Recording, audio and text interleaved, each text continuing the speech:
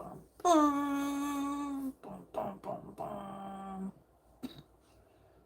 Boom, ba boom, boom, boom, boom, boom. Today, I am going to live stream about the day in the life of the pup. I have stolen mommy's cell phone, and I am gonna be a YouTuber. Dun, ba, da, dun. Look at the face of greatness. Hello. Today on Gandalf Poppins, I shall yawn. Okay,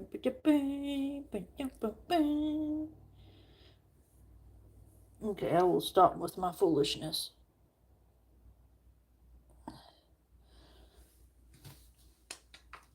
You're so funny. Hey, hang on. That really fucked me up. Hey, hi, howdy, hello. Pardon my silliness at the very beginning of it. I just thought it was funny, the angle that we first started in. I was like, okay. Oh no, not hiccups. Right, Pop?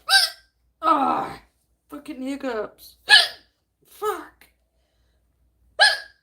God damn it. Get the hiccups. What is it, Gandalf? What? What? What? You attention hog? You have to stay over there. I cannot hold you and do what I got to do at the same time. It will be okay if somebody doesn't hold you for 5 minutes, okay? No, sir. Get your little butt, your little rumpus, back over there where you're supposed to be. Get your bumpkus back over there. Yeah, right there. Thank you. Take your bumpkus and lay down.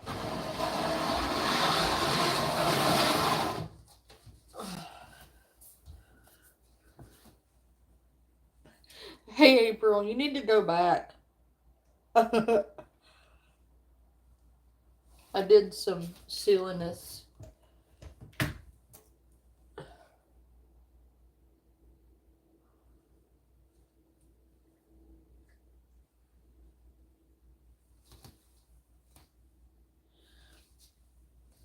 Gandalf started our stream.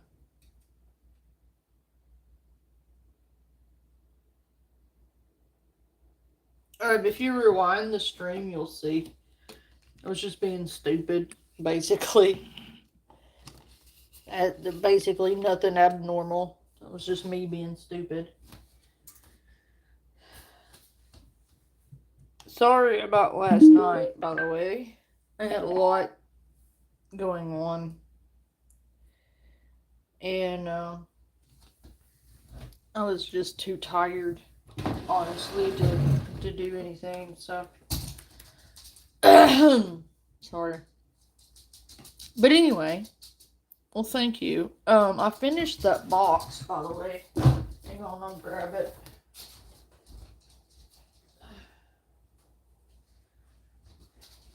I finished the box. I put runes on it, and it looks pretty good.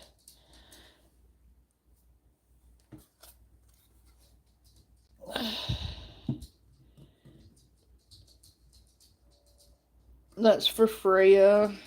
Protection. Freya. Thor.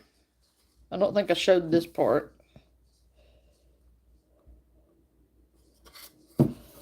And protection. Tyr. So yeah. I think I did a pretty good job on the moon.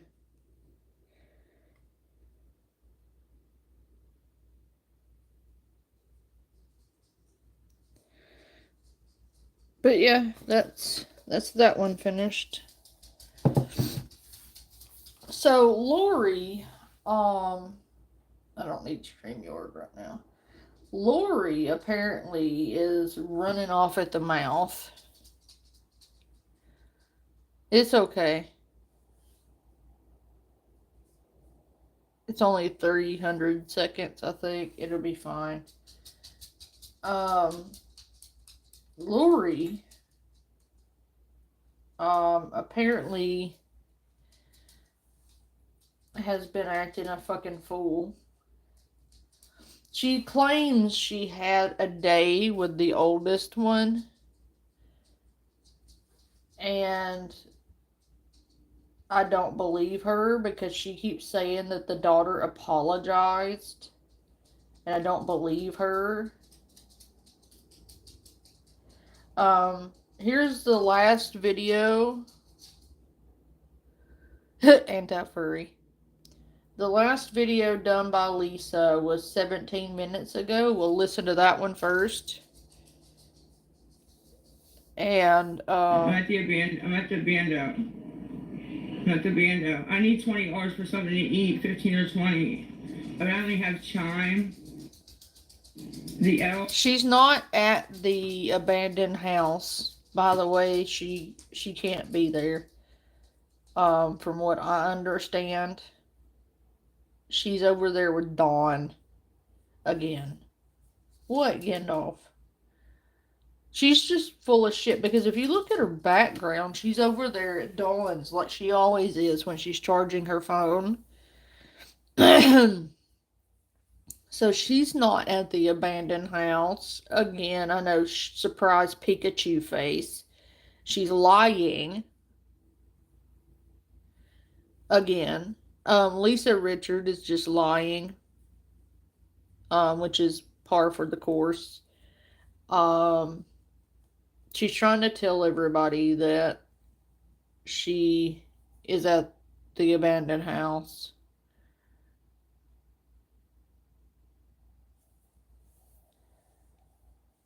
Yeah, but the background on this video looks like the back of Dawn's house. Like, she's not at the abandoned house.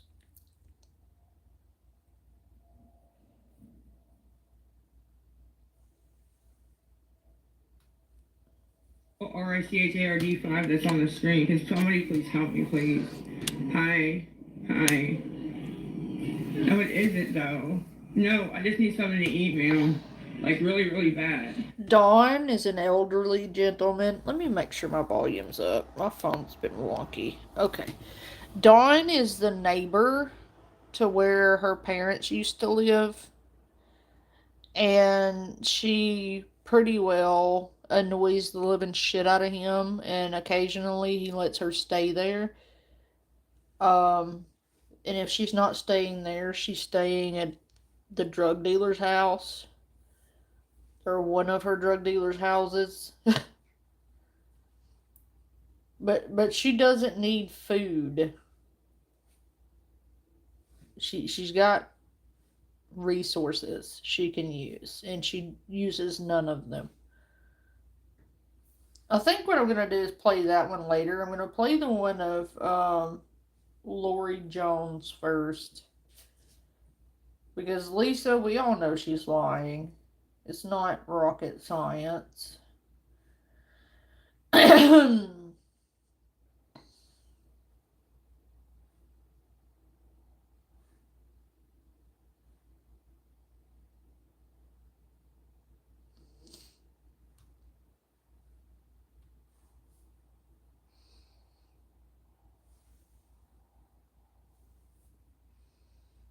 She is.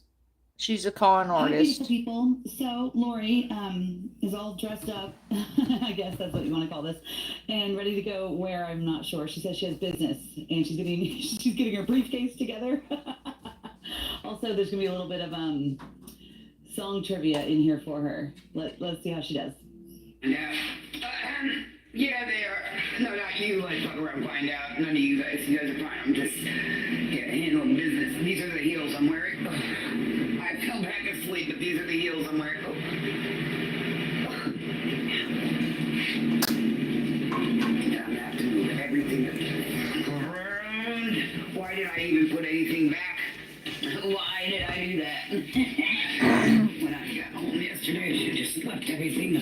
where it was. She looks like dressed up horse shit. You know what? You know what? Scratch that. I'll tell you what I'm gonna do. I'm gonna wait. And I'm gonna play these videos on StreamYard so you can see this dressed up pig. Because for you to really get the gravity of this, you have to see her. So I'm gonna do the Gandalf. I'm gonna do the StreamYard next. Yeah, please do. Or you can wait until I play the video later. So for now, we're just gonna listen to some scary stories and color for about an hour. And then I'll come back on StreamYard and we can go over Lori and Lisa then. Because you can't see the fresh train wreck that is Lori.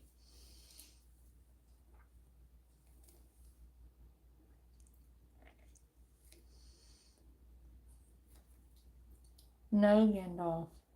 I cannot hold you in color.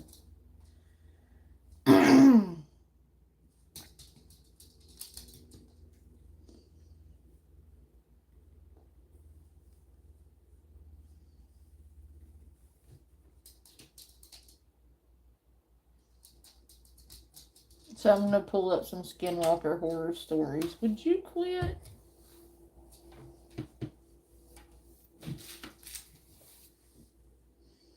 He thinks he needs to be held 24 hours a day.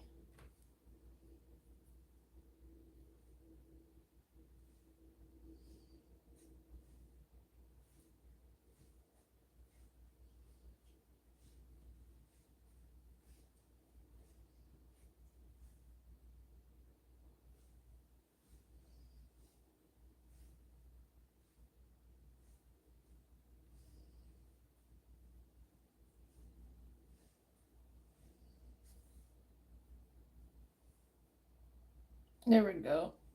I found it.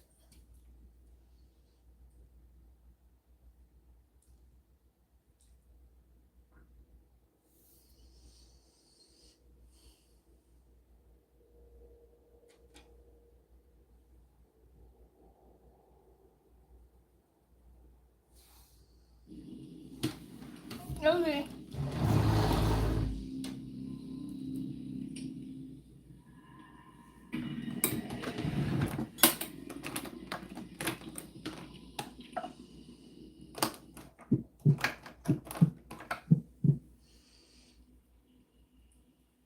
We reached our campsite deep in Canyon de Chelly, just as the sun dipped below the sandstone cliffs, painting them in deep hues of rust and violet.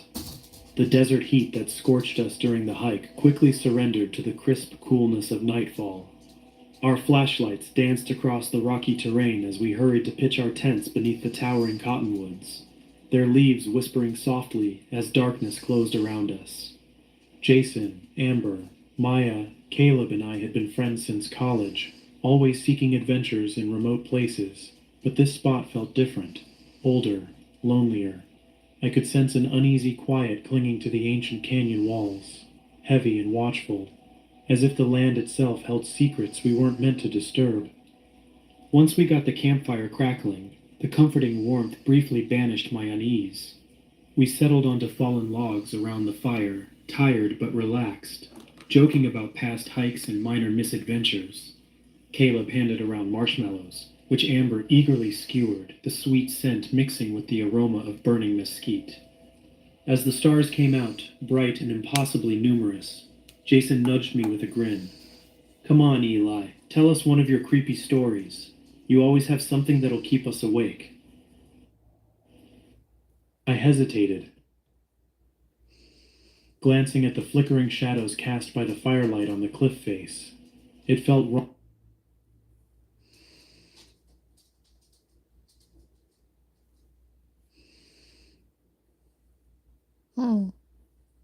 to speak of dark things here, but my friends were insistent. Amber teased gently, and Maya leaned forward eagerly, eyes wide with expectation. All right, I finally conceded, clearing my throat. But just remember, you asked for it. I leaned in, lowering my voice for effect. There's an old Navajo legend. They call it the Skinwalker. It's said they're witches who've taken a dark path, learning to change their forms, shifting into animals or even other people. They're malicious, hateful beings who thrive on fear and chaos. The others chuckled nervously, exchanging. And that's another thing. Marshmallows do. I didn't notice it until he said that. You can smell a marshmallow. Like when people are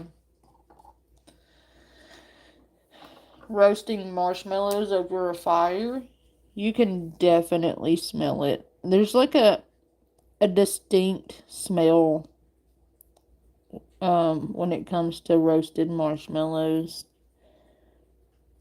It can be downright nostalgic. I love the smell of s'mores.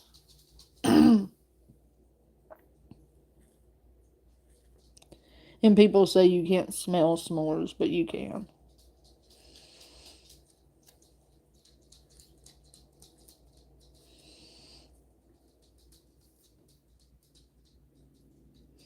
Glances.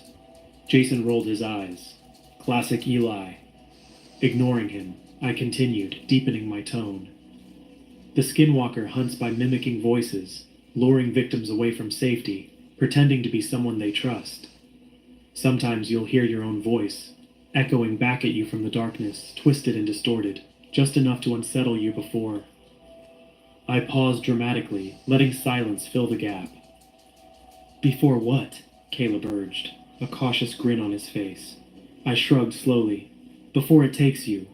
My friends broke into awkward laughter, dismissing the story with exaggerated relief. Amber shook her head, muttering something about me needing better hobbies. But as their laughter faded, a heavy silence suddenly pressed down on us. Even the breeze had died, and the cottonwood leaves stilled entirely. It was as if the canyon itself had drawn in a slow, deep breath, holding it, waiting. Jason was the first to notice. Did anyone else just, before he could finish, laughter burst forth from somewhere high above us, a perfect imitation of Jason. Speaking of camping,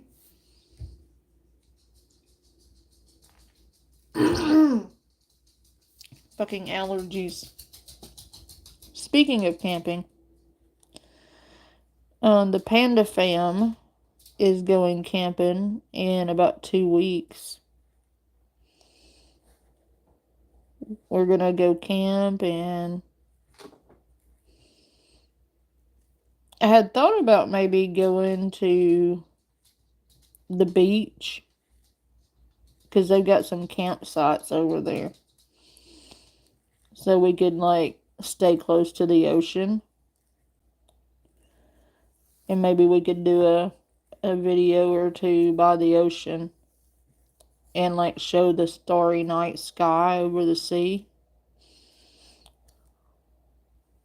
And if it's bioluminescent plankton time, the ocean glows at certain times. And I'm hoping that'll be one of the times. No, Kendall.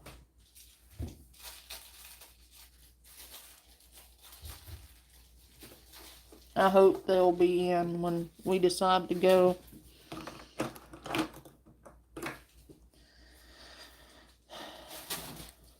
He's mad.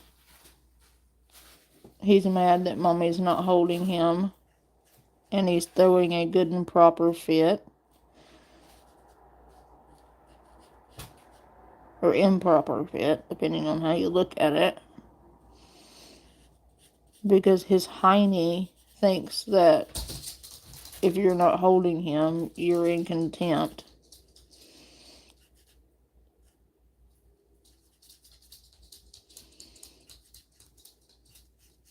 But I can't wait. That camping trip's gonna be fun.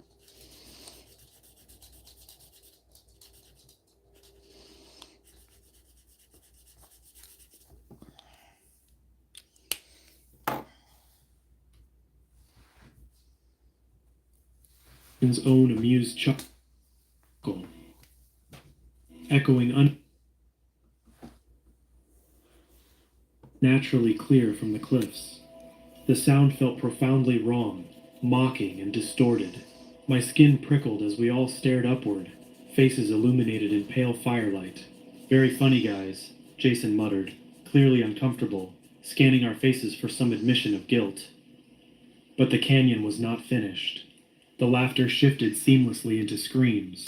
First Jason's voice, then Maya's terrified cry, followed by Caleb's desperate shout for help.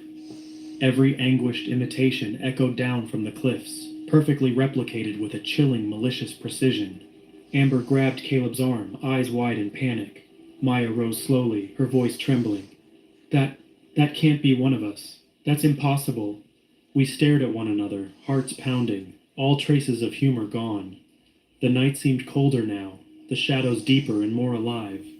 I swallowed hard, regretting every word I'd spoken. The silence returned, but the damage was done. Something had hurt us. Something ancient and malevolent, awakened by careless words whispered around the campfire. And now, it knew our voices. My heart slammed against my ribs, beating frantically as adrenaline surged through me. We stood frozen by the fire, eyes locked on the towering canyon walls, our breath forming shaky clouds in the cold desert air. The echoes of our own screams had faded, leaving behind a dreadful silence so deep it felt suffocating.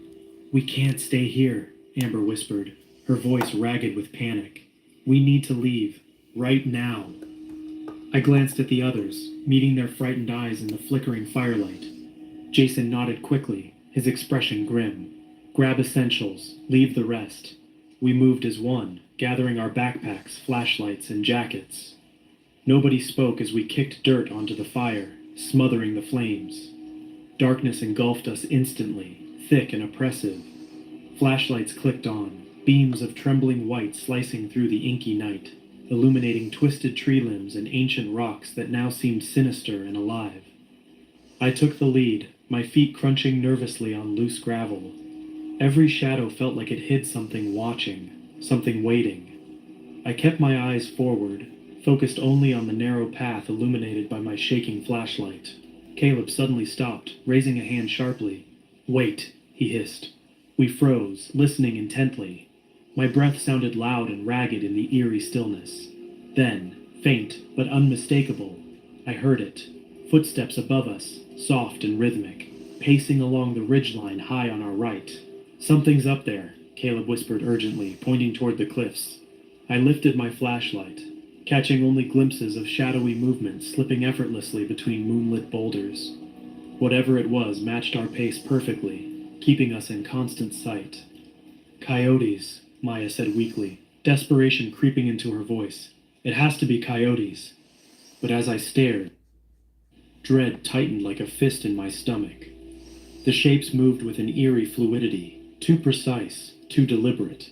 Coyotes would scatter, make noise. These figures were silent, careful, their movements disturbingly human. "No," I murmured, voice barely audible, throat dry with fear. "That's not an animal." Another voice came from the darkness, a twisted echo of my own words drifting down mockingly from above. "Not an animal." I shivered violently, the beam of my flashlight shaking uncontrollably. Maya clutched my arm hard enough to hurt, her breath hitching in sharp gasps. "Keep moving," Jason growled behind me, his voice tight with barely contained panic. We surged forward, feet stumbling over stones and tangled roots, desperate to put distance between us and the stalking shapes above. Every rushed step, every gasp and whispered instruction was cruelly echoed from the darkness, twisted into something sinister, taunting us relentlessly. Caleb, always steady and confident, suddenly broke into a full sprint, bolting ahead down the trail. His flashlight beam jerked wildly as he disappeared into the blackness. "Caleb!" Amber screamed after him, her voice cracking. "Don't split up!" But his pounding footsteps quickly faded into silence. Seconds stretched into eternity as we stood rigid, straining to hear. Then his scream erupted from the shadows ahead, raw, agonized, abruptly cut off. Horrified silence swallowed us again. "Caleb?" Amber's voice trembled.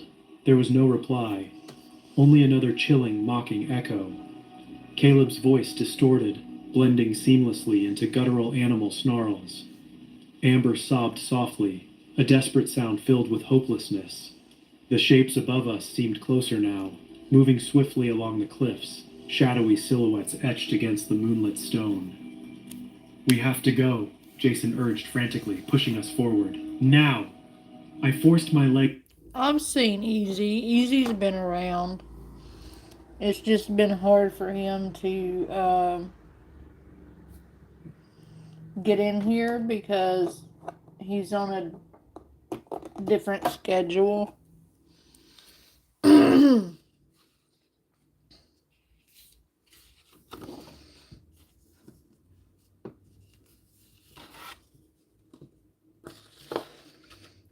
And he's working on his house.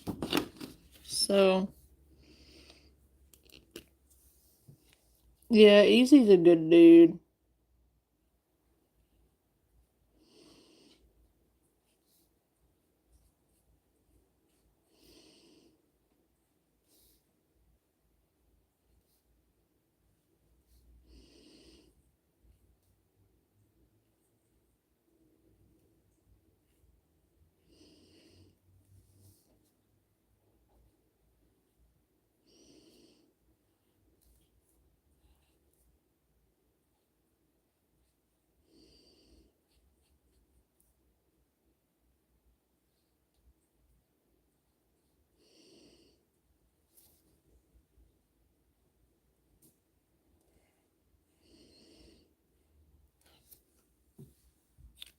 And hey, Fallen.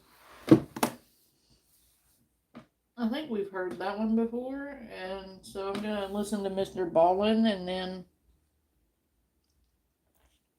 Sometimes the truth is stranger than fiction. And today I'm going to share 3 stories that demonstrate that, and I'm going to tell them in reverse order. So we go 3, 2, 1, getting weirder and more bizarre as we go along. And all.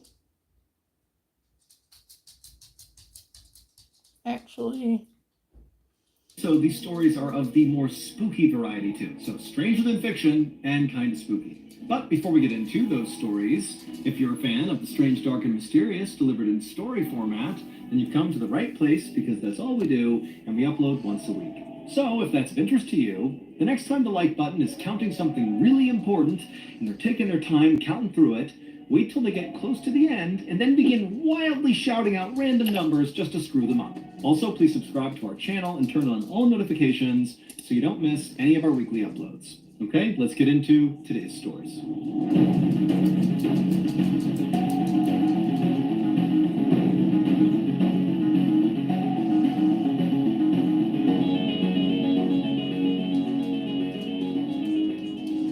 At around 5 p.m. on August 29, 1954, a 53-year-old woman named Juliet Exline had just sat down on her couch with a book inside of her home in Los Angeles when she got this weird wave of anxiety that kind of rushed over her. Now, there was nothing she could think of that would cause her to feel this way, and she even looked around her house thinking, maybe there was something weird going on, but there was nothing. And so finally, Juliet, she put her book down and just took a few calming breaths to kind of go back to normal. Like, she didn't know what was going on, but she could tell she was super anxious. Now, generally speaking, Juliet was a very mellow person. She was not prone to anxiety attacks like this, and so that kind of caught her off guard. And the only thing she could think of that was different than normal was her husband, Larry, was on a much-needed vacation, and so the last couple of days while he'd been gone had been maybe more lonely in the house, and so maybe that was causing her to feel this weird stress. She didn't know, but she told herself, Larry's vacation was definitely a good thing. Larry was an exterminator, and over the past 2 years, he had not taken a single day off. He was a total workaholic, and so when Larry began to talk about wanting to take a break, Juliet had encouraged him to put in time for some vacation time, put in a request. And Frank had actually done that, and as soon as his boss had approved a 2-week-long vacation, Larry had been so pumped he had called his friend, and they had immediately scheduled a fishing trip, and 4 days before, Frank and his friend had driven off to enjoy his time off. And so as Juliet thought about that, she told herself that, even if she was feeling a little bit anxious about Larry being gone, It really was a good thing for Larry, and it would improve not only his life, but her life as well. This was overall a good thing, and so she just needed to kind of deal with this anxiety that maybe or maybe not was connected to Larry. She didn't know. But for the rest of that evening, Juliet just could not get rid of this kind of baseline low-level nervousness she was feeling. And so at some point, she began getting up and walking around her house and confirming all the windows were shut and locked and the doors were locked. She was drawing curtains, checking in closets, making sure everything was totally safe. And then by 8 p.m., when she still just could not shake this anxiety, she decided she just needed to go to bed and kind of sleep this off. But after falling asleep, Juliet suddenly woke up at 10:15 p.m., drenched in sweat, with the most intense anxiety she had ever felt in her life. And she was totally disoriented. She's looking around her room like, what's going on here?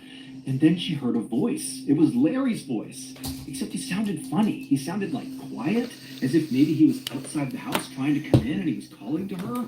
And so kind of in a panic, she jumped out of bed, ran into the hallway, and right in the hallway was Larry. He wasn't outside. He was right there. Except something was wrong with Larry. He was kind of hunched over and grabbing his stomach, and he had his hand on the wall, and he also appeared to be soaking wet. And so Juliet had no idea what was going on, but between all that anxiety and now seeing Larry here in this weird state, she couldn't help herself. She just ran towards him to just make sure he was okay. But as soon as she got about a foot away from him, he held out his hand and said, "No, don't touch me. I have to go back." And what he said was so disorienting that Juliet just stopped and stared at her husband like, what is this? And that's when she made the startling realization that Larry was not soaking wet with water. He was soaking wet with blood. And he was clutching his stomach like something was bleeding in his midsection. And the reason he had sounded so quiet when he had called out to her and woken her up was because he was clearly hurt. And so Juliet has no clue what's going on. Like, her husband was supposed to be 7 hours away on this fishing trip. And so how is he here? It didn't make any sense. And so really not knowing what else to do, Juliet just said, I'm going to call the doctor. And so she ran past Larry, headed to the kitchen, and she was about to grab the phone on the wall. But before she could grab it, the phone began to ring. And so Juliet just answered it and said, hello, hello. And what she heard was the sound of a sheriff in Ely, Nevada. And he said, excuse me, is this Mrs. Exline, Juliet Exline? And she said, yes, what's going on? What's happened? And the sheriff said, ma'am, I'm sorry to tell you this, but I have some terrible news. Your husband got into a car accident, and unfortunately, he has passed away. And now the second the sheriff said this to Juliet, she just froze and goes, no, that's not possible. He's here with me right now. And Juliet turned around and looked into the hallway where Larry had been standing, and now Larry was gone. Larry really had died in that car accident because Juliet would bury her husband that week. But Juliet maintained that clearly after her husband had died, his spirit had somehow survived the accident, because when she saw her husband standing in the hallway, hunched over and covered in blood, it was at 10:15 p.m. She remembers because when she woke up, she saw the time. It was 10:15. And her husband had died at exactly 10:15 p.m., the exact moment she saw him in the hallway. Juliet would ultimately write an account of what she experienced with her husband. However, from that day forward, she never once saw her husband again. That was the only time.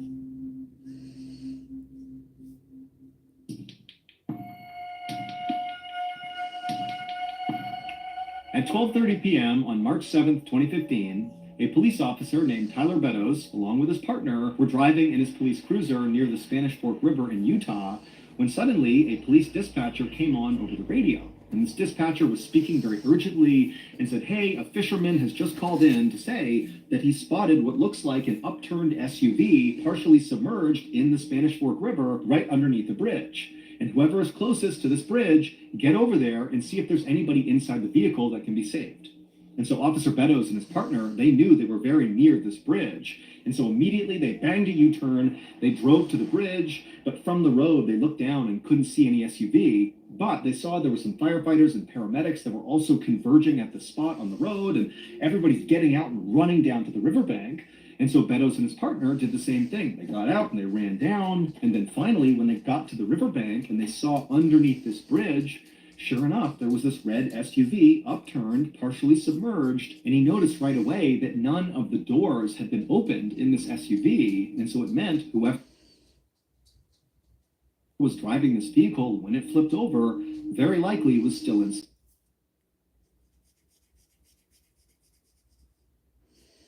And so Officer Beddoes and his partner and the other first responders just jumped into this icy cold river and began making their way closer and closer to this upturned SUV, which again, it's not fully submerged. It's like a third of the way underwater. So if you were sitting in the seat inside of this vehicle and you were an adult, your head would basically be in the water if you were still strapped into the seat. And as they're making their way towards this SUV, when they got close enough, they began hearing a woman inside of the vehicle screaming, "Hey, we're in here! Come over here, help!" But when Officer Beddoes and the rest of the first responders actually reached the SUV, the water was so murky and it basically completely covered up the windows that they weren't really able to look into the vehicle. They could just hear this woman yelling, but that was it. And then when they tried to open up the doors, they couldn't do it because the roof had begun to cave in, and so the actual framing of the door wouldn't open. And so all these first responders, it's like their adrenaline's pumping, and they're like, come on, we got to push this thing up onto its side so we can get in. And so all these first responders are pushing, and slowly but surely they began to raise the side of this vehicle up until the windows suddenly were clear, and Officer Beddoes and the others were able to look into the car, and they saw there was a woman in the driver's seat, and there was a baby in a car seat dangling upside down in the back seat, still strapped in. And so Beddoes began screaming, "There's a baby in here, there's a baby in here."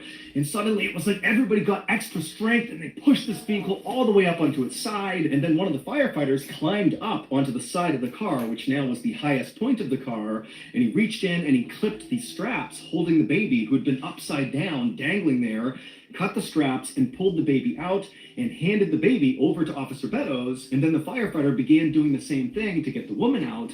But Officer Beddoes, at this point, he just took this baby, he turned away, he figured the first responders will handle this woman, and he's going to take this baby to safety, because he couldn't even tell if the baby was alive or not.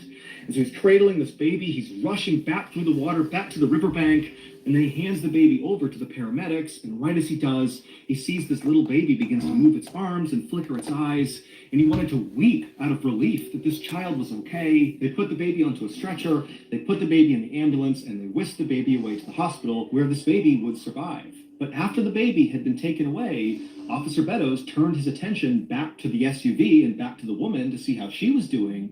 But he could tell right away from the way people were acting, all the other first responders that were still dealing with the crisis in the water, the way they were acting indicated that something is off here.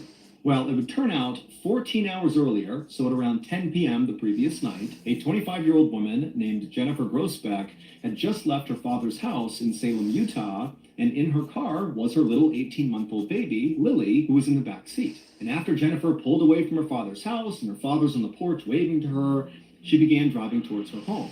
But something happened around 10:30 p.m. that night. We don't know what, but something caused Jennifer to careen off the road on that bridge and flip over and land in the water. Maybe she fell asleep at the wheel or an animal jumped out, we don't know. But we know at 10:30, she careens off the bridge and she lands in that river.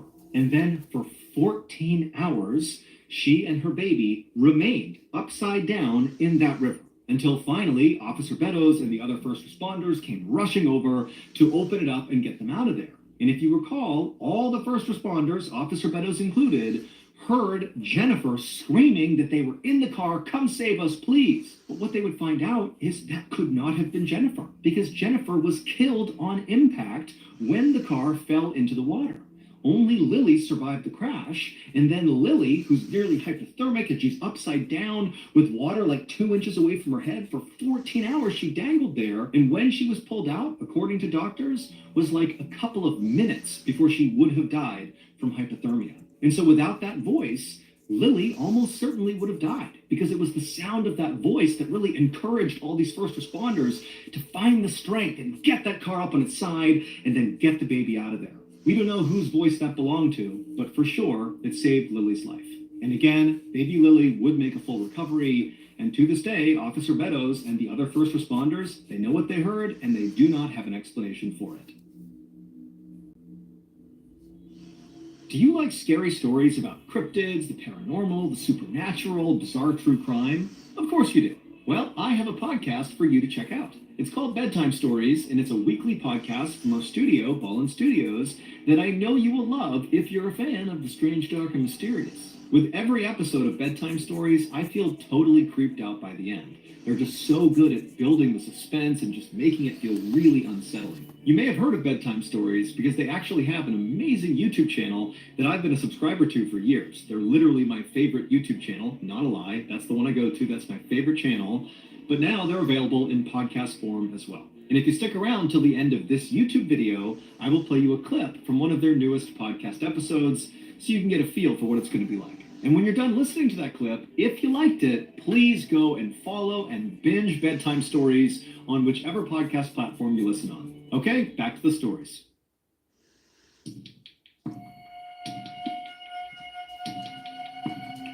At around 9 p.m. on October 26, 2009, a 19-year-old college student named Miyako Hiroka bagged up the last bit of trash inside of the ice cream parlor where she worked, and she dumped it into a bag, and she tied that bag up. It was closing time, and so Miyako looked around the inside of the parlor, made sure everything was where it was supposed to be, and then she flipped off the lights, threw her purse over her shoulder, she grabbed that bag of trash, she headed outside the parlor, she shut and locked the door, she dumped the trash in a nearby bin, and then began walking towards the exit of the mall, which is where this parlor was located. It was inside of this big mall. Miyako went to school in a city called Hamada City, which is located on the coast of Japan in an area called the Shimane Prefecture. And Hamada City was a totally beautiful and very remote location with these amazing beaches and unbelievable mountains with all these ski resorts on it. I mean, this was an incredible place to live. But as much as Miyako did love living there, she was actually far more excited about where she'd be living the next year because she was doing an exchange program. She'd be studying in Russia, and that was so exciting for her. And in fact, this exchange program was the reason why Miyako had picked up this job at this ice cream parlor, because she came from a family that was not poor by any means, but they didn't have a lot of extra income, and Miyako felt strongly that she really wanted to pay her way to go do this big Russian exchange program because it wasn't cheap. And so she was picking up as many shifts as she could to save up money to pay her way. And so Miyako eventually reached the exit of this mall, and she stepped outside into the night, and then she had a decision she needed to make. And she needed to make this decision every night after. Okay. I've got to go to StreamYard because my phone's dying. So meet me over there and we will watch some fresh Lori nonsense. So give me about 5 minutes and we'll do the changeover.